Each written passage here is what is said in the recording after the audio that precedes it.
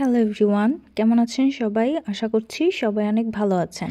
অনেকদিন পর আজকে একটা ভিডিও নিয়ে চলে আসলাম, আর এই রেসিপিটা হলো শুকনো বড়ইয়ের আচার। তো চলুন ঝটপট আমি কিভাবে এই আচারটা মেক করেছি আপনাদের সাথে শেয়ার করি।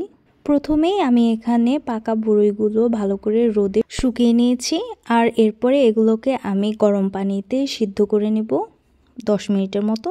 এই যে এখানে সিদ্ধ করে নিয়েছি, আর এখন ভালো করে হাত দিয়ে চটকিয়ে নিব যাতে করে আচারগুলো ভালো ম্যাশ হয়ে যায়। আমি কিন্তু খুবই ইজি ওয়েতে এই আচারগুলো বানিয়ে থাকি, আপনারাও চাইলে এভাবে একবার বানিয়ে সারা বছর সংরক্ষণ করতে পারেন। তো এখানে আমি 2 কাপ পরিমাণ চিনি দিয়ে দিচ্ছি।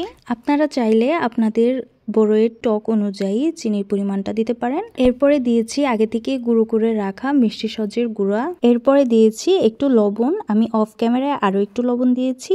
ভালো কালারের জন্য দিয়েছি হালকা একটু হলুদ আর মরিচের গুঁড়ো। দিয়ে দিচ্ছি 1 কাপ পরিমাণে হোয়াইট ভিনেগার। আর এখন দিয়ে দিচ্ছি আগে থেকে ক্রাশ করে রাখা শুকনো মরিচ। তো সবগুলো ইনগ্রেডিয়েন্টস দেওয়ার পর সবগুলোকে একসাথে ভালো করে মিশিয়ে নিব। এখন চুলাটা অন করে দিব, আর চুলা অন করে অনবরত আচারগুলোকে নেড়ে চেড়ে পানিগুলো শুকিয়ে নিতে হবে। আচারে এক্সট্রা কোনো পানি রাখা যাবে না, যদি পানি থেকে যায় তাহলে কিন্তু সারা বছর এই আচারটা থাকবে না, ফাঙ্গাল পড়ে যাবে। আর এদিকে চুলার আঁচটাও কমিয়ে দিয়ে অনবরত আচারগুলোকে নেড়ে চেড়ে নামিয়ে নিতে হবে।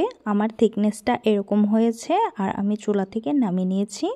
আচারগুলোকে ভালো করে ঠান্ডা করে এরকম একটা এয়ারটাইট কাচের বয়ামে ভরে নিব। এভাবে করেই কিন্তু সারা বছর আচারটা খাওয়া যাবে। তো আজকের ভিডিওটা আপনাদের কাছে কেমন লেগেছে অবশ্যই আমাকে কমেন্ট করে জানাবেন। আজকের মতো এ পর্যন্তই। আল্লাহ হাফেজ, দেখা হবে অন্য কোনো ভিডিওতে।